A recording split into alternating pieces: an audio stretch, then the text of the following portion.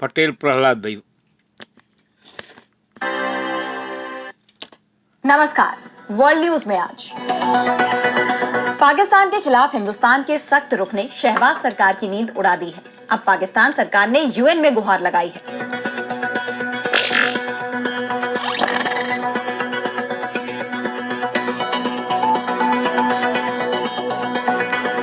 हिंदुस्तान की तरफ से पाकिस्तान के खिलाफ किसी भी स्थिति के लिए ठोस तैयारियां की जा रही हैं।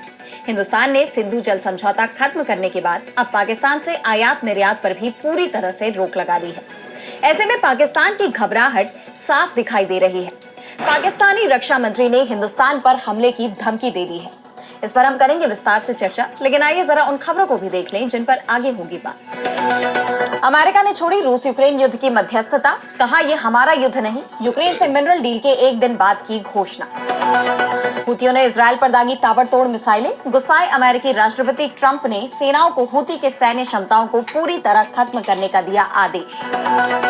वेटिकन सिटी में छत पर लगाई गई चिमनी, पोप फ्रांसिस का उत्तराधिकारी चुने जाने की तैयारी तेज, 7 मई को चुनाव। और चलते चलते में देखेंगे वर्ल्ड प्रेस फ्रीडम इंडेक्स 2025 को, क्यों प्रेस की स्थिति हुई गंभीर। इन सभी खबरों पर हम आगे विस्तार से करेंगे बात, लेकिन पहले एक नजर हेडलाइंस पर। ऑस्ट्रेलिया में फेडरल चुनाव के लिए वोटिंग, पीएम अल्बनीज की लेबर पार्टी और लिबरल नेशनल गठबंधन में कड़ा मुकाबला। 28 मार्च को संसद भंग होने के बाद से ही केयरटेकर मोड में थी सरकार। बांग्लादेश के रिटायर्ड मेजर जनरल रहमान के बयान से यूनुस सरकार ने खुद को किया अलग। रहमान ने हिंदुस्तान के पूर्वोत्तर राज्यों पर कब्जा करने की कही थी बात। इच्छाओं और सच्चाई में फर्क करना जरूरी, कनाडा को 51वां राज्य बनाने के ट्रंप के बयान पर पीएम कार्नी का पलटवार, कहा कनाडाई लोग आजादी और आत्मनिर्भरता चाहते हैं। साल में 2 बार मनाया जाएगा विजय दिवस, विश्व युद्ध को लेकर जश्न मनाना चाहते हैं डोनाल्ड ट्रंप, कहा विश्व युद्ध में जीत दिलाने में अमेरिका की थी सबसे बड़ी भूमिका। तो हिंदुस्तान और पाकिस्तान में चल रहे टकराव के बीच पाकिस्तान की मुश्किलें और बढ़ने वाली हैं। हिंदुस्तान की तरफ से पाकिस्तान के साथ होने वाले किसी भी तरह के इंपोर्ट और एक्सपोर्ट पर पूरी तरह से रोक लगा दी गई है। हिंदुस्तान के फाइनेंस मंत्रालय की अधिसूचना के मुताबिक हिंदुस्तान ने पाकिस्तान से सभी वस्तुओं के डायरेक्ट या इनडायरेक्ट आयात पर तत्काल प्रभाव से प्रतिबंध लगा दिया है। विदेश व्यापार नीति FTP 2023 में इस संबंध में एक प्रावधान जोड़ा गया है, जिसमें कहा गया है कि अगले आदेश तक तत्काल प्रभाव से पाकिस्तान से आने वाले या निर्यात किए जाने वाले सभी सामानों के डायरेक्ट या इनडायरेक्ट आयात पर प्रतिबंध लगाया जा रहा है, जिसके चलते पहले से ही महंगाई से परेशान पाकिस्तान की आवाम को बड़ा झटका लगा है। हिंदुस्तान की कार्रवाई के चलते पहले से ही पाकिस्तान में डर का माहौल बना हुआ है और इस बीच ये खबर भी आ रही है कि वो अब यूएन पहुंच गया है। पाकिस्तान की तरफ से संयुक्त राष्ट्र सुरक्षा परिषद यानी UNSC की बैठक बुलाने की तैयारी है। संयुक्त राष्ट्र में पाकिस्तान के स्थायी प्रतिनिधि असीम इफ्तिखार अहमद ने कहा कि इस वक्त क्षेत्रीय और अंतर्राष्ट्रीय शांति और सुरक्षा के लिए वास्तविक खतरा है। हमें सही समय पर यूएन की बैठक बुलाने का अधिकार है। बता दें कि पाकिस्तान इस समय UNSC का अस्थायी सदस्य है और जुलाई में वो 15 देशों वाली संयुक्त राष्ट्र संस्था की अध्यक्षता करेगा। पाकिस्तान एक तरफ शांति की बात कर रहा है तो दूसरी तरफ LOC पर लगातार शांति भंग कर रहा है। पाकिस्तान की तरफ से कुपवाड़ा, उरी और अखनूर सेक्टर पर गोलीबारी की गई। हिंदुस्तान की तरफ से भी इसका कड़ा जवाब दिया गया। हिंदुस्तान के पलटवार का डर इस वक्त पाकिस्तान की सेना ही नहीं बल्कि आतंकियों के अंदर भी दिख रहे हैं। POK में बने आतंकियों के लॉन्च पैड अब खाली कर दिए गए हैं। आतंकियों को सेफ हाउस में भेज दिया गया है। POK में रहने वाले लोगों को 2 महीने का राशन जुटाने के आदेश भी दिए गए हैं। वहीं पाकिस्तान के रक्षा मंत्री ख्वाजा आसिफ ने एक बार फिर से हिंदुस्तान को धमकी देते हुए कहा कि सिंधु इंडस नदी पर किसी भी तरह का निर्माण कार्य सिंधु जल संधि का उल्लंघन और पाकिस्तान के खिलाफ सीधा आक्रामक कदम माना जाएगा। अगर हमारा पानी रोका गया तो हम हिंदुस्तान पर हमला कर देंगे। एक तरफ पाकिस्तान में घबराहट दिखाई दे रही है तो हिंदुस्तान में भी पाकिस्तान को सबक सिखाने की तैयारी है। My work is easy because I use Kanpur में गंगा एक्सप्रेसवे पर रात को वायुसेना ने अपने विमानों का टच डाउन एंड गो का अभ्यास किया, तो दूसरी तरफ ऑर्डिनेंस फैक्ट्रियों में छुट्टियां रद्द किए जाने की खबर भी सामने आ रही है। अमेरिका की तरफ से भी कहा गया है कि हिंदुस्तान की सीमित कार्रवाई का वो समर्थन करेगा, लेकिन वो नहीं चाहता है कि हिंदुस्तान और पाकिस्तान के बीच कोई बड़ी जंग हो। वहीं दूसरी तरफ पाकिस्तान भी दुनिया का समर्थन जुटाने की कोशिश कर रहा है, लेकिन उसे मुस्लिम देशों का ही समर्थन नहीं मिल पा रहा। यहाँ तक कि सऊदी अरब, ईरान, यूएई जैसे देश भी पाकिस्तान का समर्थन करने को तैयार नहीं है। और अब बढ़ते हैं अगली खबर की तरफ, जहां हम बात करेंगे रूस यूक्रेन युद्ध की। तो अमेरिकी राष्ट्रपति डोनाल्ड ट्रंप ने वादा किया था कि सत्ता में आने के बाद वो दुनिया भर में चल रहे युद्ध को खत्म करवा देंगे। उनका मेन फोकस रूस यूक्रेन युद्ध पर था और सत्ता संभालने के बाद ट्रंप ने भरपूर कोशिशें भी की, कई दौर की वार्ता भी हुई, लेकिन सारी की सारी फेल, क्योंकि अब तक दोनों देशों में युद्ध विराम पर सहमति नहीं बन पाई और अब खुद ट्रंप ने भी हार मान ली है। उन्होंने रूस यूक्रेन युद्ध में मध्यस्थता से खुद को अलग कर लिया है। अमेरिकी विदेश मंत्रालय ने साफ कहा है कि अब ये युद्ध अमेरिका का नहीं है और दोनों देशों को खुद ही इसका समाधान निकालना होगा। विदेश मंत्रालय की तरफ से कहा गया कि अमेरिका अब इस युद्ध में अपनी भूमिका की पद्धति बदल रहा है। हम अब दुनिया भर में तुरंत उड़कर शांति वार्ता की मध्यस्थता नहीं करेंगे। हम अब इस संघर्ष में मध्यस्थ नहीं बनेंगे। अब वक्त आ गया है कि दोनों पक्ष खुद तय करें कि युद्ध को कैसे खत्म किया जाए। अब ये दोनों पक्षों के बीच की बात है, उन्हें ठोस समाधान सामने लाना होगा, यही उनका दायित्व है। हालांकि अमेरिका इसकी धमकी पहले भी दे चुका है कि अगर रूस या यूक्रेन में कोई भी देश इस युद्ध विराम की शर्तों पर सहमति नहीं जताएगा तो अमेरिका इस पीस डील से बाहर हो जाएगा। और अब उन्होंने इसकी घोषणा भी कर दी। अमेरिका का यह फैसला ऐसे वक्त पर आया है जब एक दिन पहले ही यूक्रेन के साथ उन्होंने मिनरल डील की है, जिसके तहत अमेरिका को यूक्रेन के रेयर अर्थ मिनरल्स तक पहुंच मिलेगी। ऐसे में ट्रंप के मध्यस्थता छोड़ने के फैसले की टाइमिंग को लेकर भी सवाल उठ रहे हैं कि क्या अपना फायदा निकल जाने के बाद अमेरिका ने दोनों देशों को उनके हाल पर छोड़ दिया। इस डील को लेकर रूस का आरोप था कि अमेरिका यूक्रेन की तरफ झुकाव दिखा रहा है, लेकिन अब जब ट्रंप ने साफ कर दिया है कि अमेरिका अब इन दोनों देशों के बीच मध्यस्थता नहीं करेगा, तो सवाल अमेरिका से यूक्रेन को मिलने वाली सैन्य मदद को लेकर भी उठ रहे हैं। पिछले 3 साल से चली आ रही इस जंग में कई बेकसूर मारे गए हैं, लेकिन अब तक इसके खत्म होने के आसार नजर नहीं आ रहे। अमेरिकी उपराष्ट्रपति जेडी वैंस ने तो यहां तक कह दिया है कि ये अभी कहीं नहीं जा रहा, ये जल्दी खत्म नहीं होने जा रहा, यानी ये युद्ध अभी और लंबा चलने वाला है।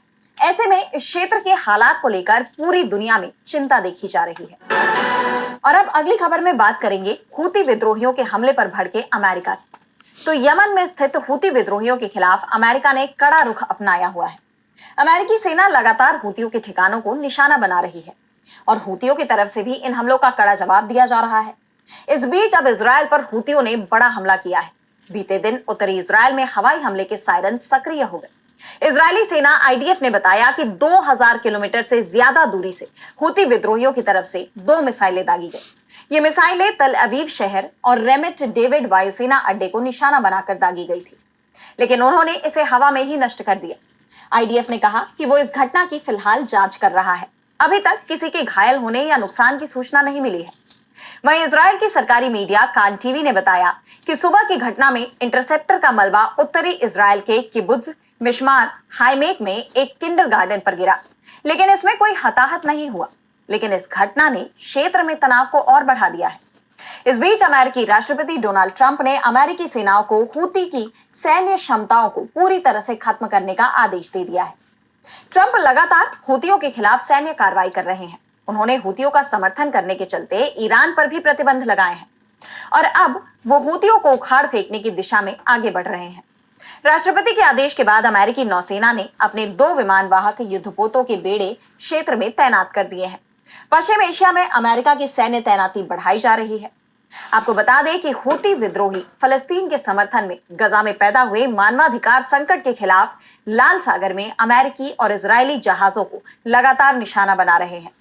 गजा में इजरायल के हमले भी जारी हैं। साथ ही यूएन से गजा को मिलने वाली मदद पर भी इजरायल ने रोक लगा दी है, जिसके चलते गजा में बड़ा संकट खड़ा हो गया है।